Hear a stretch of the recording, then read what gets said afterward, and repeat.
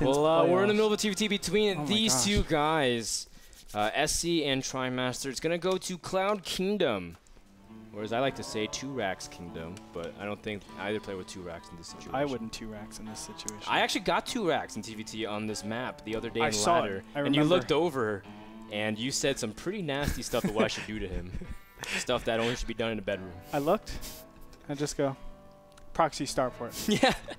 And so I held off the 2 racks proxy, and I went proxy starboard with Cloak Banshee.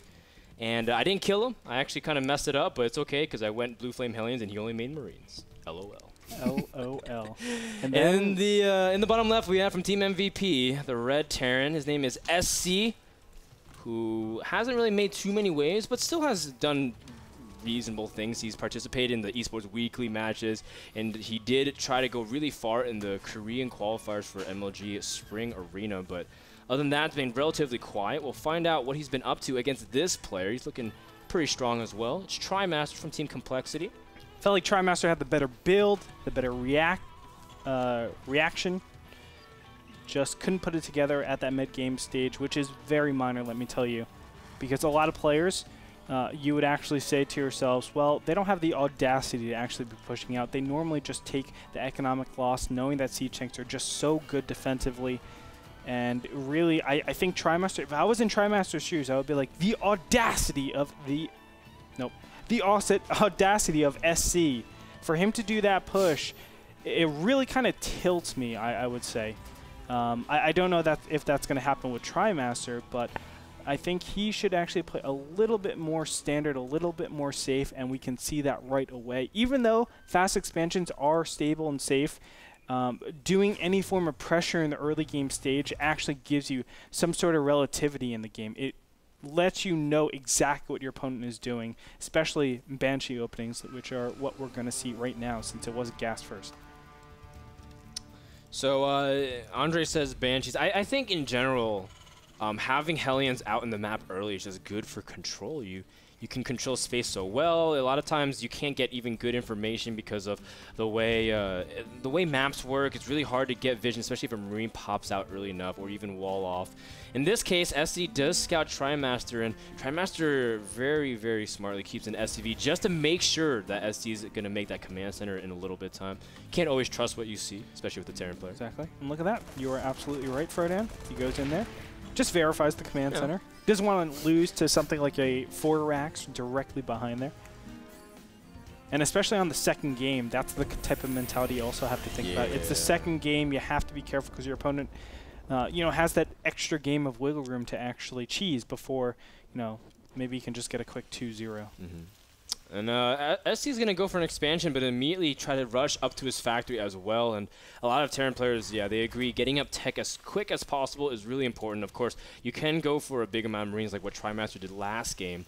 But, getting your tech a little bit later and just trying to buy time until you can get things like siege mode and whatever you want out to set your parameters. Because a lot of people are going for early Hellion plays or for Banshee plays, which is what we see out of Trimaster. Now, I'm pretty sure SC is just going to go the most defensive build possible, trying to hard counter his opponent. You get Vikings, you get siege tanks, no siege mode, but of course Marines as well. What you end up doing is just being able to defend against everything that can come at you. If it's going to be some sort of cloakless Banshee, which is more than probable, I think, from Trimaster, which is exactly what we see, only one single gas, well, then you can defend against that pretty efficiently. Of course, as soon as a Viking pops up, it hard counters it immediately. And this is actually perfect timing from this engineering bay. For those of you that don't know, if you're against a gas first type of Banshee opening, you go for the eBay at 5 minutes and 30 seconds. And that way, by the time the Banshee actually finishes and moves over, the turret will just finish. You're going to see that pretty soon if he pops down a turret right now. And turret it is. He's going to start immediately in his expansion. Banshee pops at 6 minutes. Very clean build from Trimaster. Almost down to the exact second. In the meantime, we do see that Trimaster is expanding. He's actually going for a double expansion, Andre. Oh. He's going for 2 command centers at the same time. And you know what I say, Andre? 2 is better than 1. 2 is better than 1. In almost every scenario. Trimaster is going to come into this base and knows he has a ticking time bomb right now. I don't know if you saw the starport, but that's 42 seconds that you have alive with this one Banshee. Oh, And the Banshee just completely Yikes. blundered with that micro. Unfortunate for Trimaster. Yeah, it's one of those things where even if you kind of go towards the mineral line, you run out of space for your Banshee to kind of run. So it was kind of ill-fated the moment that Trimaster decided to go a little bit forward. But you can understand that he was trying to scoot and shoot, and Banshee, micro hypothetically, could kite Marines forever. It's just one of those situations where it's a snap call. In the end, SC got the better trade. That's absolutely correct. Now, as we have it right now, Trimaster is going for the very fast stim. Additionally, he's going siege tanks. You need the siege tanks and siege mode at this position just because you've spent so much money in that beginning phase. You haven't really done anything. Your opponent has the capabilities. They have the ability to actually put down some sort of timing, right? Because you have the most giant opening, knowing that you've gotten yourself a third command center. That is a big tell. This Viking will get in here, and it should suspect, after seeing only 2 production facilities, that there is something. And there it is. Yeah, he sees the command center. Nice. And with that, SC has a couple decisions to make, whether or not he's going to try to play even more greedy than his opponent, and you can try to get advantage in what he has already. For example, he will have a lot more production because Trimaster has almost nothing. MC going to potentially lose his Viking. But even if he did, I mean, SC's gotten everything out of that Viking possible. Trimaster really has nothing to do. He's going to have to be, like you said, as defensive as possible. And on Cloud Kingdom, I find it actually pretty easy to turtle relative because the main you can kind of siege up to protect your third and your natural. And whenever I play TVT, I just always feel like, man, he's got tanks everywhere, and you can get the 3 base, hold on to it very easily as long as you just fight for the good position. That's absolutely right, and that's what Trimaster is banking on. He's saying, okay, I can maintain a defensive position. And even though my beginning pressure didn't really do anything, it's the fact that siege tanks can be positioned really well. I can defend all these different harasses or even all-ins via, siege tanks, and I don't have to worry about a thing. So I like the route he's going. SC, I think, is doing the perfect response, by the way. Where is he going to get his advantage? He's going to get Marine Marauder. That gives him a little bit of pressure capabilities. That's going to actually hang out near this third base. It's going to try to stop this as much as possible until he can get his third base out. Now, he doesn't really have any substance to his army just yet, but what he's planning on doing is always maintaining that upgrade advantage. Once he does that, he will always have a mobility advantage over his opponent, the ability to just do the snap call stims and just run in there, and it will empower his army all game long. So he has the more, longer game, I guess, advantage in this game. Yeah, I like that. He's also going to completely channel all of his gas towards upgrades at the moment and kind of hold off on tanks until he really needs it because he just wants mobility, just like you said, to control this space. And as long as you can kind of hold off on the amount of time you mine from the third, you actually end up okay. Now, this is a little bit risky from SC because he's going to fly straight into a turret. But you know what? The turret targets the Vikings instead. And the Vikings land. Now, the Marines are in. But how much damage will he be able to do? Because Trimaster does have a lot of tanks siege up in his main. But you know what? SC's targeting down the turrets. Excellent choices thus far. Oh, he's trying to get with the engine EB.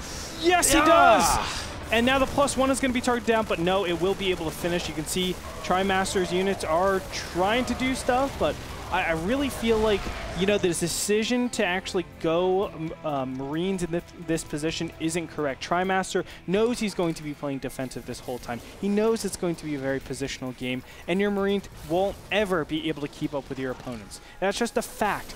SC is able to put his initial gas into where he wants it because he doesn't have to go siege tanks. That's what's so important. So if you're in that position, if you're in a position where you are relegated to go siege tanks, just go ahead and go mech for the rest of the game. It doesn't make sense because now, even if he rebounds, even if he gets his third command center, he'll still be behind in upgrades, and that will be a very difficult problem as the game goes on.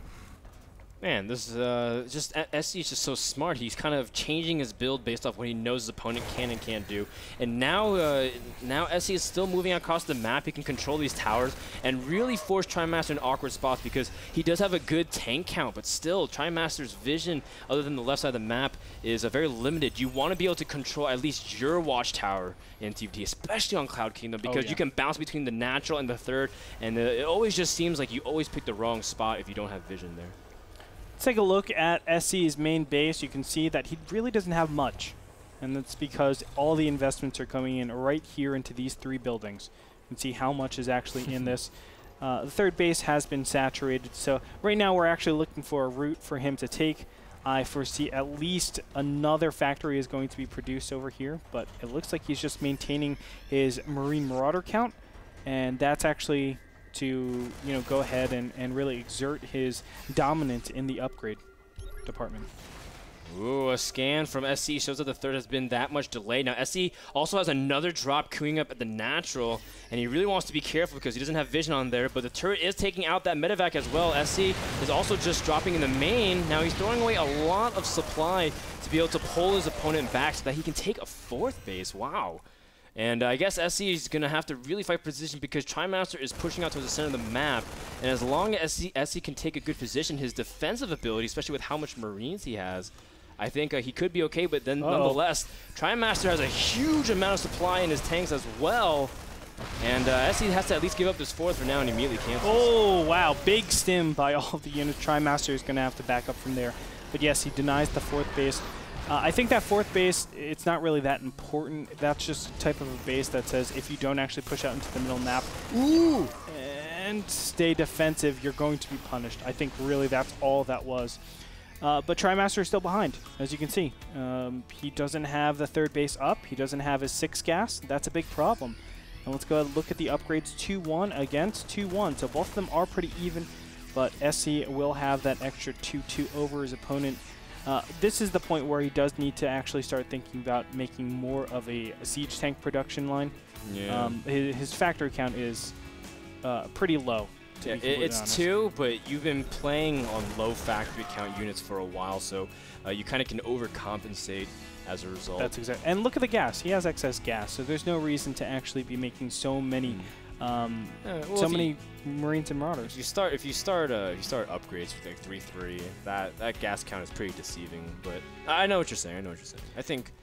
I think SC's still channeling into pure production right now because he feels like a fight is imminent at this point. And of course, like upgrades is like, well, I want to wait and get an advantage later on. Oh, but SC, if he can control his tower, will get a really good position, but doesn't have his siege tanks there. His Marines were too far forward.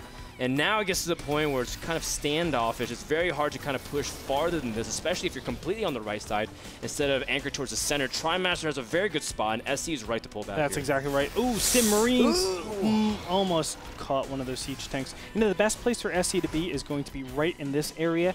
You want to blow down these destructible rocks. Oh, wow. And they're going to fight for the Xel'Naga Tower. Beautifully done. Okay, SC is in the perfect place now. You can see it's actually right here. He's going to actually cover a lot of spots. He needs to keep up with his opponent and see exactly where his units are, because counterattacks like this are very, very deadly. Oh my gosh. We might have... No, I thought we were going to have a base trade.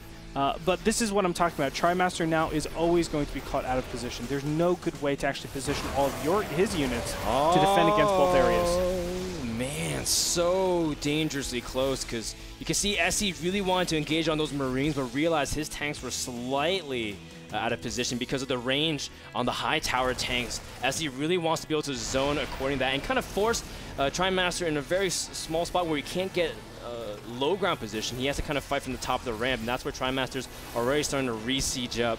Now, Trimaster also has a pack of Marines that he's trying to go for the third, but at the same time, SC has good reinforcements there, and the fourth is under siege. And as a result, SC knows that he has a small pack of units he can take the fourth while moving out into the third, the back hallway.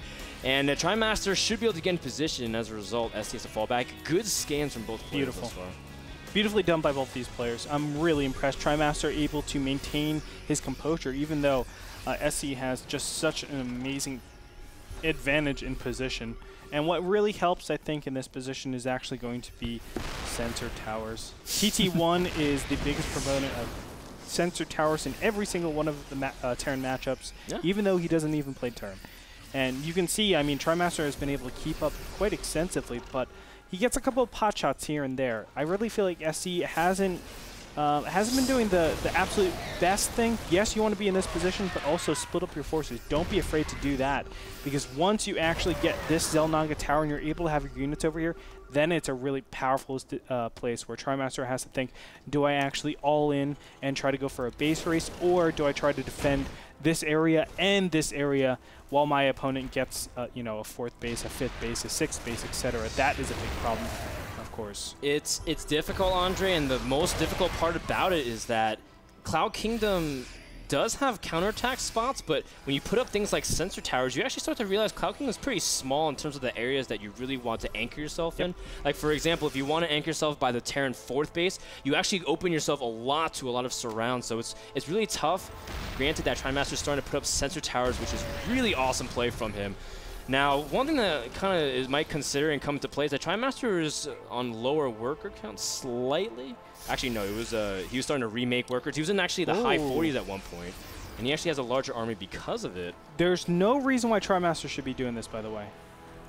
He has to be very careful, but yes, as you were saying, it's going to matter minimal, though, I think. If we look at the units tab, the siege tank count is what's going to really matter, and the positioning. That's what TVT boils down to when you're Marine siege tank against Marine siege tank. Originally he was like down 15 workers, but he closed the gap slightly. So I guess at this point it's negligible. But SC is now starting to make mass command centers, Andre. Yeah, that's so valuable. And this is where you can actually start trading out SCVs for the army. And this is kind of the late game that every player fears against Terran. Exactly. And SC, I don't know why he's not going down to this bottom area. This bottom area is perfect. It secures yourself a way to actually maintain your 4th base and to stop your opponent from taking a 4th base, right? The push distance from here to here or here to here is so freaking tiny. You can do so much in that fashion and basically commit all Trimaster's units to a defensive posture, and that is awesome. That is absolutely awesome. It maintains so much space, which I think Trimaster is really looking for because he wants to do the exact thing that SC is doing, which is put down as many command centers as possible. And now it gets to the point where SC really wants to contain his opponent's visions, especially around his 4th base. And you can see that tanks are not in position for Trimaster. He's jumbling up all of his Marines in front of his tanks, and SC is a complete concave on his opponent, and Trimaster loses almost everything immediately, and SC's advantage is just so overwhelming at this point. He's just moving in with his Marines, no tanks necessary, all the medevacs are gone, GG, and in the swoop of one battle, SC completely overwhelms his opponent, and Trimaster is sent home packing. 6 siege tanks and about 20 Marines still on the field after that for Trimaster, okay? Yeah. Why wasn't he attacking with everything? Because he needed all those units in that respective position. The fact of the matter is, SC maintaining map control is so freaking important in Cloud Kingdom. It actually forces players to play a lot more defensive, positionally defensive. And that means you don't have enough stuff to work with. When those 200 battles actually line up, that's what you have. Trimaster absolutely got walloped in the fanny. And in the end, Trimaster has really good game. And in the end, those are just situations where you have to be in time and time and time again. SC is showing that he has a little bit better decision-making, just enough to take the series 2-0.